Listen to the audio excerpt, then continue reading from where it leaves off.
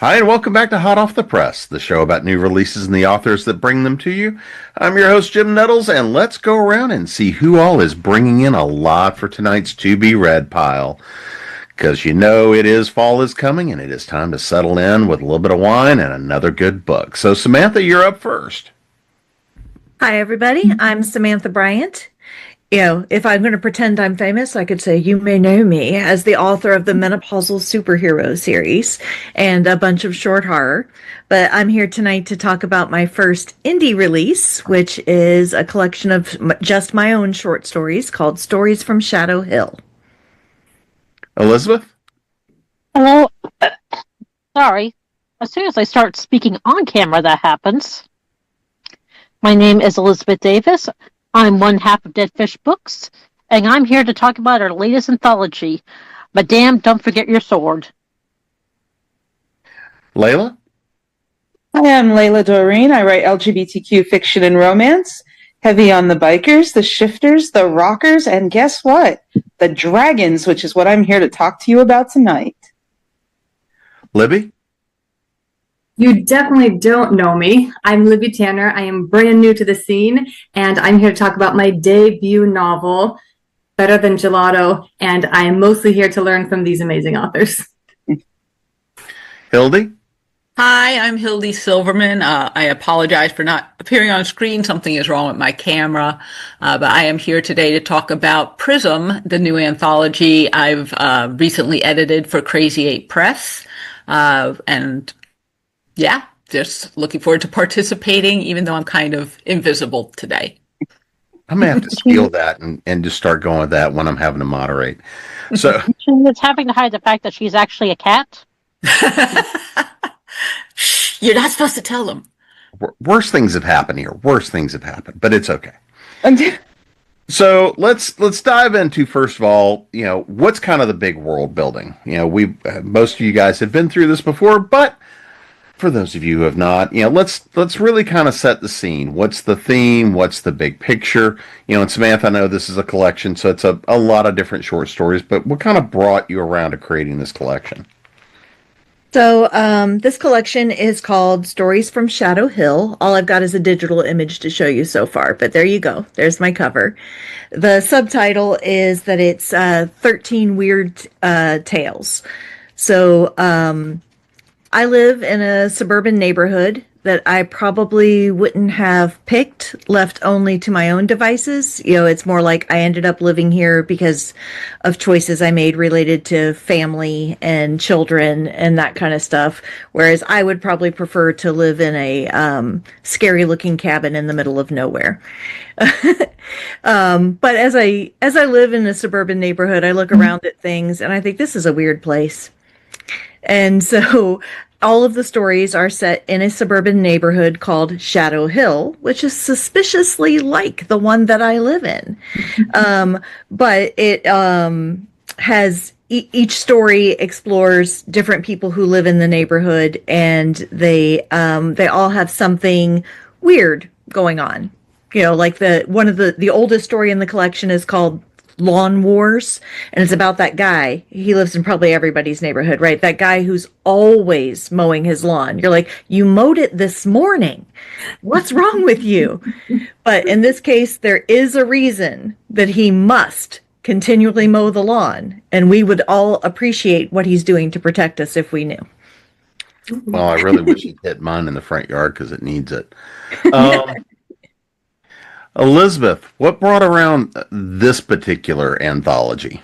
So, as I was talking about before the panel, but you guys weren't there, so it doesn't matter.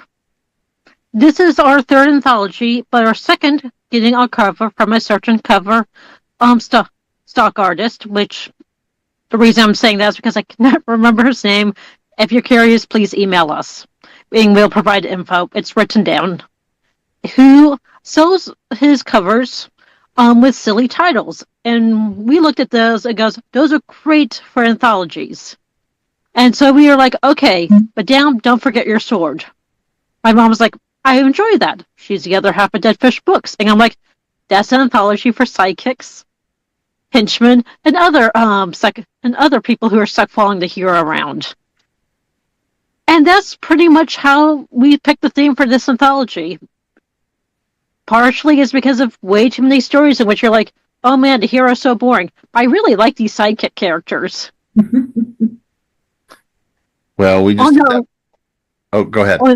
I said, oh no, we're stuck with the thing where the hero's supposed to be acting emotional. Let's hope we get back to the sidekick character soon. Yeah, I moderated that panel at Dragon Con talking about sidekicks and pulling out Matt Denneman and crew, where pretty much he's got a series that's nothing but sidekicks, but that's neither here nor there. So, Layla, this is book 2. We are back in Dragon City. For those who remember book 1, which was Amethyst Storms, we set up the 5 Denarius brothers. They are the primordial protectors. They guard the gemstones, and they pretty much try to, take care of what they can of the earth. So the book we are in now, Emerald Waves, it is the second oldest brothers book. That is Caro. In each book, the brothers find their mates, and as they find their mates, their powers are actually increasing. So within Dragon City, they've got their houses set up, which they're all linked to each other. They're very close, though. There's some snarkiness and stuff going on between them. They've been around for centuries. I mean, come on. You can only put up with a sibling for so long. So we are back there again, and we are seeing Caro and Emerson's story this time. And Emerson is our archivist who was introduced in book 1. He takes care of all the scrolls and kind of the history. He's like the mecca librarian of Dragon City. And he's going to get his mate and his happily ever after and his inner dragon. So, Libby, congratulations on that debut book. So, what's the big setup? Okay, so here's our setup. This book takes place in the world of Milan, Italy. And it is, I think, one of the world's most romantic countries. And even if you go there trying not to fall in love, it's hard to resist. And that is the predicament of our main character, Julia Evans. She, after 2 years of mind-numbing business classes at UC San Diego, she has the opportunity to work and live as a nanny in Milan. And she heads over there, very much fish out of water, American girl, small town, coming to the big glamorous city of Milan, and falls in with a great group of friends, has to figure out some things with her child that she's nannying, who's a crazy hooligan, and then of course falls in love, right? Because what American girl does not go to Italy and fall in love? Embarrassingly, she falls in love with an American, and their story shows, I think, a very glamorous and magical year of first love. It really, I think, captures that feeling of just at the beginning of things, falling for the first time, the intensity of emotions, and it's euphoric and bewildering. And then our story also takes us through the year and back home to see what happens when the fairy tale meets reality, and can these two stick it out, living on opposite sides of the country and trying to juggle a long distance relationship along with their schoolwork. So it's a story of first love. It's also a story of figuring out what you want. It's new adult on the cusp of adult, trying to understand what your role is in the world and balance family obligations with your dreams. So it's a lot of our character figuring out who she is and what she wants and what she's willing to sacrifice to get that. I will say that this story is based on my personal experience living as a nanny in Milan and falling in love, embarrassingly, with an American. And the only reason I published it as a fiction novel is because I did not want to own up to the dumb things I did in my 20s. Yeah, thankfully, at least in my case, we didn't have social media back then. But that's neither here nor there. I do enough stupid. Nobody should have to live up to what they did in their 20s. No. I mean, all I did in my 20s was play a lot of D&D. So, Hildy, what brought around this anthology? So originally, I'm a member of Crazy 8 Press. We're an author consortium, and we wanted to experiment a little bit with Kindle Vella, if anyone remembers that program. So we decided to put together this episodic science fiction spy-fi kind of story that we could each contribute to and run the Vella. Well, Vella didn't really go anywhere, but we had already written quite a few stories for it, and it seemed a real pity to let them go to waste. So we had a conversation, and I had been the editor on those Vella stories as far as getting them out there. The original idea was my co-authors, Robert Greenberger and Aaron Rosenberg, who are other members of Crazy Eight. But I was doing the editing, and they said, hey, you want to actually put out an anthology, a paper anthology? And I said, sure, why not? So I ran a Kickstarter, as we do. And we actually put together quite a fun book. There's 10 of us who contributed. I'm going to put the cover in the chat since unfortunately my camera's not behaving, so people can see who the authors are who are participating in this. And we came up with an overarching story to sort of link the short stories together. And we call it PRISM, the Mission Files. PRISM standing for Program Responsible for Intelligently Saving Mankind. It is set in the 1980s. And so if you like things like, MacGyver and, sort of those old-fashioned kind of spy stories, but with science fiction elements, this is the book for you. Hurt my heart just a little bit to go and say, the old-fashioned stuff from the 80s. I'm right there with you, sir. I've seen some episodes of MacGyver, and I think it might be science fiction. A lot of it is, he's darn close to official science fiction, that's for sure. Much of what I know about physics, I learned from MacGyver. So, don't ask. So, Elizabeth, I'm going to start with you on this one. It's a lot of the time it's we want to dive into the characters, but being that this is an anthology, what's a couple of the favorite stories out of this? So, I was actually looking at that right as the panel started because we've changed some of the titles of these as editing goes on. Everyone who's done editing understands. And some of my favorites is This Dress Has Pockets, which focuses on a seamstress who works for a supervillain and designing the outfits and all that. And we now have a supervillain gala that she's getting ready for, and things go down. But the important thing is, this dress has pockets, which, as every person who's ever gone dress shopping knows, that is one of the hardest things to find. What's another favorite out of there?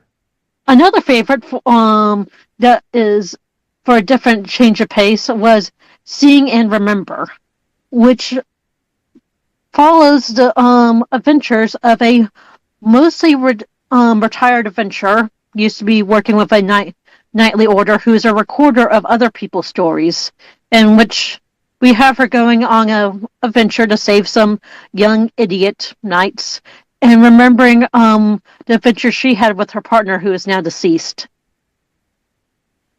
During the adventure? Two very different tones. We only apparently get two types of stories in here. Great, fun adventure stories and devastatingly, beautifully heartbreaking ones. So, Layla, who are we getting to hang out with in in book 2 here? Well, primarily you are getting Caro and Emerson, since it is their story. But of course, you see all of the Daenerys brothers at some point, especially Uncle Odom. And Uncle Odom's book is next and we've already started that already too, because we were so excited about the things that came together in Emerald that we couldn't wait to show just Odom, who has been just this amazing uncle to all the babies who have been born so far. And these books are egg preg. So, they've got caring for the egg and caring for the nest. And Uncle Odom will come babysit an egg just same way as he will come babysit a little baby dragonette. So we really were having fun with this one because we're still establishing, where there is a threat, and we're trying to establish where it's coming from. And in the meantime, Caro and Emerson are dealing with falling in love, setting up a house together, figuring out what in the world is going on with this statue that Caro has found and brought home, and the statue may be causing some problems. So along the way, it's about family. It's about the brothers and the extended family that each mate brings to them, but also the family that they have within Dragon City. So Sheriff Larkin is back. We have a brief bit where we've got, our favorite lady from the diner. We've got Raven, who is their high priestess now and kind of is their healer and their midwife. All the characters from book one kind of at least are talked about if they don't make an on-page appearance. Because as things grow, we really want to show not just the five brothers story, but this city, this dragon city that they are building, that they've built, but that they've got kind of as a sanctuary for the dragons who are, good, and they want to be safe, and they're just trying to live their lives. And we've got some dragons out there who aren't good, and they don't want to see the protectors be able to save the other groups and types of dragons. So Caro is actually our earth dragon. He is supposed to be bonded to the earth element. However, he has fallen in love with the sea, which is actually one of his brother's element. So there's some friction there because he is forever, underwater where he's not supposed to be, and not, playing in the dirt, which is actually where he belongs. So we get to see a lot of what he's been doing the last few centuries, and he does ruffle a few feathers when some of the things he's been up to come out. Are we ruffling the feathers or the scales?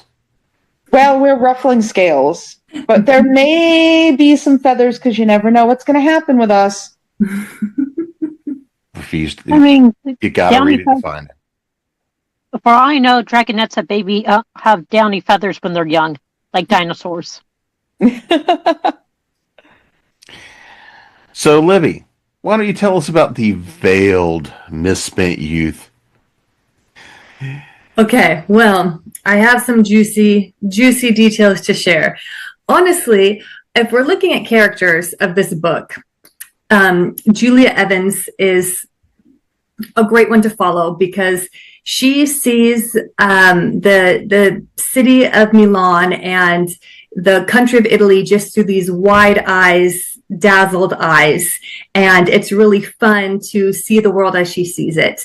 There's also traveling to Florence and Rome and Greece. And it's really neat to see this world through somebody who is not one of those people who's too cool to be impressed. She is very impressed with everything. And it's fun to see that through her eyes.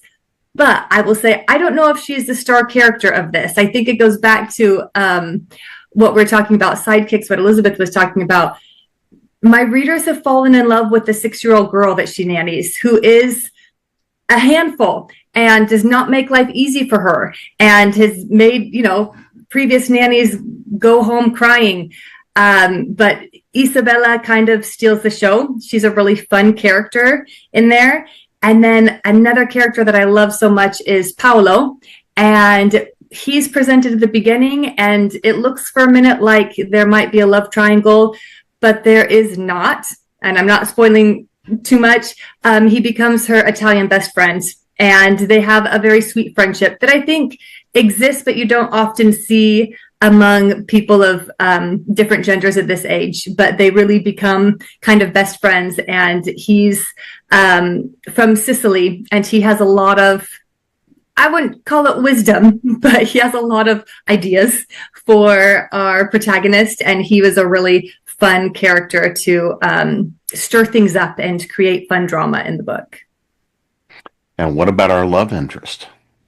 Okay, so our love interest, he is a super nerdy researcher at the European Institute of Oncology. And this is where things are like True story, guys. I went to Italy. I fell in love with a super nerdy researcher at the European Institute of Oncology, and he talked a lot about mitochondria and swept me off my feet. And I don't even know how it happens. It really does feel like dating an American in Italy is like eating at McDonald's in Rome. Like it just should not happen. But it happened. He is very sweet. And I think he's a great balance for Juliet. He's a little bit older. He's seen a little bit more and does a little bit more. And he's the one who really helps her understand that it's worth going after your dream and it's worth pursuing the things that you love, even if that means disappointing the people that you love. So, Hildy, what's a couple of your favorite stories out of this one? Oh, this is tough because it's, like choosing between your children here, your adopted children when you're the editor. That's why I'm here, is to ask the tough questions. Wow. Okay. Well, a few of my favorites, actually, so most of the authors wrote more than one story for this because, again, this had originally been for Vella. So they had written, 2 or 3 for Vella. So they're in here. So each of us has our own agents, and so it follows those adventures. I am very, very fond of Mary Phan's agent Oriet, who is a gymnast. That's her profession. She's actually quite young. She's a gymnast, but she's also a secret agent. So her stories in here are a real hoot because Mary herself knows quite a lot about gymnastics. She is an incredibly cool person who does all this work on silks and acrobatics and things. So just reading about her adventures, both on, competing and also fighting to get hold of the pieces of this mysterious thing that fell from outer space, which is what all the agents are after. They're these shards of something that exploded over the Earth, and then these pieces scattered everywhere. So all the different agents, the adventures are them trying to find all these pieces before other nefarious forces get hold of them, because the pieces have their own abilities and can do things. Not all of them, but most of them. And some of the things they do could be very, very dangerous. So I really enjoy her stories. Christopher D. Abbott, who writes the most amazing Sherlock Holmes fiction out there. I highly recommend, if you haven't read his Sherlock Holmes stories, to get hold of them. They're really good. But he wrote a really terrific agent, Mandrake, who then he doesn't join Prism yet, but he does by the end of the story. Spoiler alert. But he's a really cool character, very James Bond, sort of, dark and mysterious, and doing his thing over with MI5. It's very cool. And then Geoffrey Thorne he used to write for The Librarians, among many other shows and comic books and things like that. He's an incredible writer, but he wrote this great little tight adventure with Agents Oxford and Onyx in this mysterious town. It's sort of an X-Files vibe to it. A little bit of, if you've seen The Librarians, you'll get that vibe too. And that one was really cool. But really, this was I was just so happy with all the stories that I got from everyone. They're all really fun, very fast paced. They came up with some very creative things for the shards to do and how their agents get hold of them. So it's all a good time. Sounds like it ought to be at least the first half of a season of the 80s. Yes. Hey, where should we pitch it to? Well, this sounds like it ought to be Apple TV, but If Netflix calls, I'm available. Samantha, how about you? What's a couple of the other favorite stories out of this collection? So one of the things I'm excited about with this collection is that several of these stories have been published, but nobody would know that they have an interconnected world, right? If you just, for example, there's one of the stories that was previously published is called The Girl in the Pool, and it was in an anthology from Prospective Press. I'm sorry, I can't tell you what year. Sometime in the past decade. And I call it my daylight ghost story because it takes place in daylight, but it's still a ghost story. And, unless you are like some kind of weird stalkery super fan who's pieced together that all of my different stories have this interconnected world, you would never know. But here now they're all presented together, and I'm really excited about doing that. So that the little ghost girl in the pool lives in the same place as the old lady who's seeing things that might really be there, and in the same place as the angry trees taking their vengeance. It's all in the same neighborhood. It's a mixture though. Not every story in it is previously published. Some of them are new, or I guess new to readers because, obviously they've been sitting in my hard drive for a little while, but, of them, I think the one I'm most excited to get out there and see what people think of it is called Late Bloomer. And, it's about Bradford pears. It is not. No. This one's about a teenage boy who lives in the neighborhood. But the HOA of Shadow Hill is shadowy, and there's a basement in which they meet and cast their spells and make their arrangements to make sure that things are organized so that you have, for example, the seventh son of a seventh son living in the right house to feed all of the different things that we're doing. And this, the main character of Late Bloomer is the son of the guy who runs the HOA and is the head of the coven and all of this. And it's, he's gotten to be about 16, 17 years old without ever showing any signs of any magic ability. And, then things take a turn, as they do in weird stories in my weird little suburban town. But, just because the HOA is a coven doesn't mean they aren't unreasonable when it comes to house colors, correct? It is a point in the story about how they try to keep people's need for drama and contention focused away from the stuff that actually matters. How clever.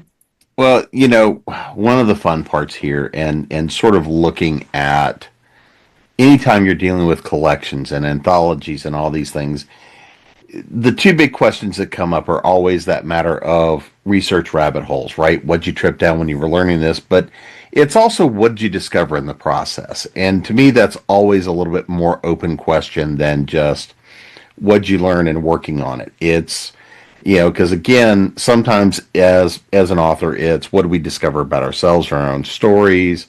What did we learn in the process of doing the research? What happened? So, Layla, I'm going to start with you on this question. What did you learn working on this one?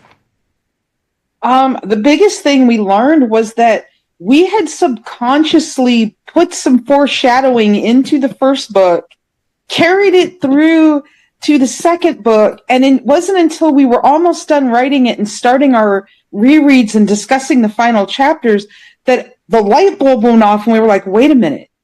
We have set this up. We have an idea of what we want the payoff to be. And now it's all kind of come together in one of the Christmas books we're working on. And we're like, oh, man, I guess we did mean to, but it was like not a conscious, okay, we're planning to put the fact that like you see these shadow wings and you see this here and you see this here and have it turn out to be something. It was like we're reading through going, oh, yeah, cool. We've got this. Wait a minute. We've got this in the second book, too. Hold on. We've got more of this in the second book. Oh, crap. It leads to our surprise for our Christmas book. Thank you very much, brains. Our brains worked even when we really didn't plan it, which was the fun part. Like, my co-writer and I have so much fun bouncing ideas off of each other and then being like, oh, hey, this thing that we wrote down in a notebook 2 years ago when we were sitting at the hotel in Australia drinking wine, this is where it fits. Yes, we were actually planning, but we were having so much fun doing it that you can kind of tell, even as we're reading the stories, we're laughing. We're hitting the spots where there's jokes and there's snark and there's, one of the guys is like, yeah, something about going after him with a cheese grater for knocking him up, and one of the other dragons is like, ooh, kinky. So it's like there's these little snarky, funny moments that just pop up because we are having so much fun with Dragon City and with all the dragons and their interactions, especially with their mates. And, some are very sweet and some are very feisty. And oh my goodness, when we get to Infernal Ruby, you will see a feisty, snarky, rare of a mate that we've got coming for you. Libby, how about for you? What'd you learn in the process of pulling this book together? Everything, because I knew so little before. So this is my first book, and it was a real learning curve. I will tell you, the original version of this that I just wrote, excited, was like 160,000 words, which is a ridiculous amount of words for a rom-com. My final one clocks in at, I think, 90,000, which is a lot more reasonable. So I wrote this book and it was a mess. It had some good bones to it, but and good characters and good setting, but the story itself was trying to tell too much. So I joined the Writing Mastery Academy. Jessica Brody runs it. She does the Save the Cat, writes a novel, and I took every course that they offered. And this book really helped me learn how to plot a great story that's going to be compelling. I learned how to do revisions and actually love doing revisions now because I went through a course and then I practiced on this book. And then I've learned so much about marketing from this book. This was my first. Oh, we froze up. Froze. This publishing deal, and my publisher's like, you should really get an Instagram account. So that is a thing that I'm trying to learn how to do, is social media and Reels and Canva. The learning curve has been kind of steep. I'm not sure that I'm nailing it as far as social media goes, but really every single process from writing to revising to marketing your book successfully, I've been working really hard to learn as fast as I can. I think the next one's going better. I have 2 more books coming out in the Ciao Bella series, and I've learned so much with the first one that it's making the second. I've already given the revisions to my editor.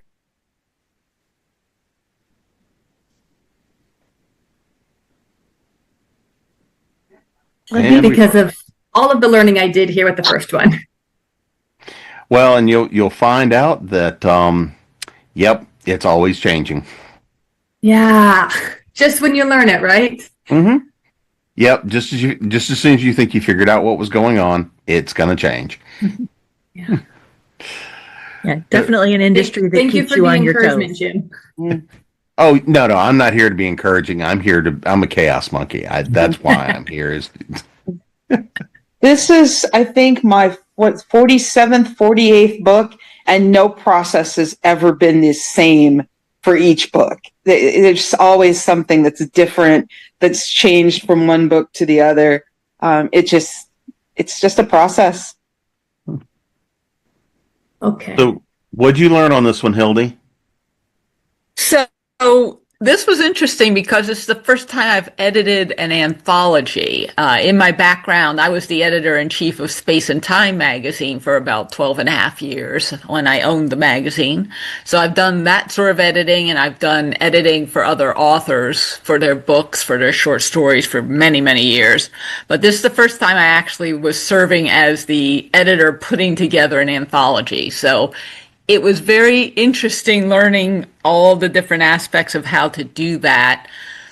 I knew from the beginning that I wanted to take the disparate stories we had already written, combine them with the new stories that were contributed to the book, and add an overarching storyline. So think episodes of a series, but there's an arc that goes for a season. That's what I was going for. I was fine with them being all individual standalone stories, but I wanted to make sure that arc remained consistent throughout so that it paid off in the last story. So I learned that it's very important, if you're doing that, to make sure everything is consistent, especially if authors use each other's agents or other elements in their stories. And the best way to do that is just stay in constant communication with all the authors involved. Make sure they understand, okay, if you have permission to use so-and-so's character or idea or whatever, this is how it has to be. Their eyes have to be this color, their hair has to be this color, they have to have these skills. They have to remain the same throughout. And keeping an eye on that while reading these stories over and over and over and making sure they were, obviously edited in general. It was a lot to keep track of, even for myself. I had a bunch of little notes so that I could remember and keep everything consistent. I wrote stories for this as well, including the tentpole story where things shift in the book. So I had to really pay attention to which stories could lead up to that and seem like they were a natural build to that middle story, and then which stories should come after that naturally led to the final story written by Russ Colshamiro, who wraps up the whole thing. So yeah, that was a bit of an adventure, but a very good learning experience. It made it very exciting, and it kept the project very interesting for me. I don't know what this thing is you speak of where eye colors are not supposed to change. Heights Consistency. It's important. They're spies. They can wear contacts. It'll be fine. And some of them do. Samantha, what'd you learn in this experience? So, overall, I think it was just more of a reminder of how much I really love the intermixture of spooky and mundane. As much as I can enjoy a good haunted house story or a abandoned cabin where the bad thing lives, I really vibe with that scary things in a very ordinary domestic kind of setting, which is not where you expect the scary thing to be. So I guess I already knew that about myself, that I was into that, but it's definitely something I got reminded of working on this series. And then so far as this series of stories, and so far as a what did I learn as a writer? Similar to what Hildy was talking about, a lot about what order do I want to put these in? There are 13 stories here. They all connect in that they're all set in the same neighborhood, but there's not characters that carry over from one story to another. They're each their own story, but there's still kind of this, it's I imagine it must be much like if you're a musician and you're making an album, right? Choosing what order that you put your songs in to give the overall feeling that you want, and a little bit of an emotional pattern. So that you end on the note that you want to, and you hook with the note that you want to, and hit the right spots in the middle. So I guess we'll find out when it's available here in a couple weeks, and readers can start telling me if they like the order I put these stories in, or if they think I screwed it up. Well, for those of us that know you, we all know you like a little bit of the spooky with the mundane. Oh yeah. Then again, you were a teacher. I mean, what else can? Well, I always said those were my bona fides. How do you pronounce that? Bona fides? My bona fides for being a horror writer, as I taught middle school. I know horror. Yeah. Now that's terror. There's a difference. All right, Elizabeth, what did you guys learn in this one? Well, mostly that the more times you do it, editing, collecting submissions and all that gets easier. Also, that we got our first literary submission. We are genre press. Well, we've gotten people who have ignored guidelines before. That was a new one. Also, the story sent an entirely purple font. Well, that's how you We're take not judging that person too much because they were a beginning writer who I don't think has graduated high school yet. So I'm mostly applauding them on the gumption of doing so. Yeah, remind me to tell you about the time that I sent something to John in Wingdings and multicolored font. So anonymously, of course. It better have been. But that's a different story for a different time. But so everybody can go stack these things up on those to be read piles. But before we get out of here, let's make sure everybody knows where to find you guys. Website, social media, and of course remind them the name of the book. So Samantha, you're up first.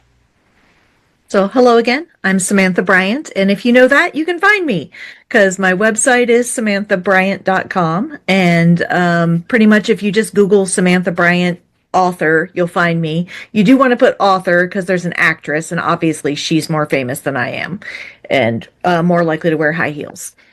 The book that I was telling you guys about tonight is a collection of short stories called Stories from Shadow Hill. There's your little digital image, probably looking all weirdly lit on a showing a screen to a screen. It doesn't know what to do with it.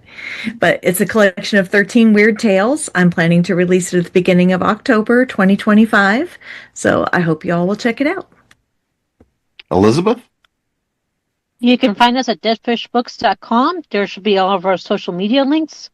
Need to update with threads and all that. But that's our landing page for basically everything. So if you want to stalk us, start there and see what platforms you like. Layla? Well, I am Layla Dorine. My co-writer is T.L. Travis. You can find us all over Facebook and Instagram. You are looking for the Primordial Protectors series. Amethyst Storms is already out. In just a few weeks, you will get Emerald Waves, and the pre-order for Infernal Ruby is already up, so you can have that ready to go, and we will be working on that soon. Libby? All right, I am Libby Tanner, and my debut novel, 2 weeks old, fresh, is Better Than Gelato. And you can find me at libbytannerauthor.com. Like you, Samantha, there's a very glamorous actress named Libby Tanner. She's Australian and cooler than I am. So all of my stuff is libbytannerauthor.com, and then also on Instagram at libbytannerauthor. I also have a weekly newsletter that's Letters from Libby. It's not really about my book. It's just about encouraging people to chase their dreams. I've got some research and motivational things I send out every week. So if you'd like in on some of that, that's Letters from Libby, and you can sign up on my website. Hildy?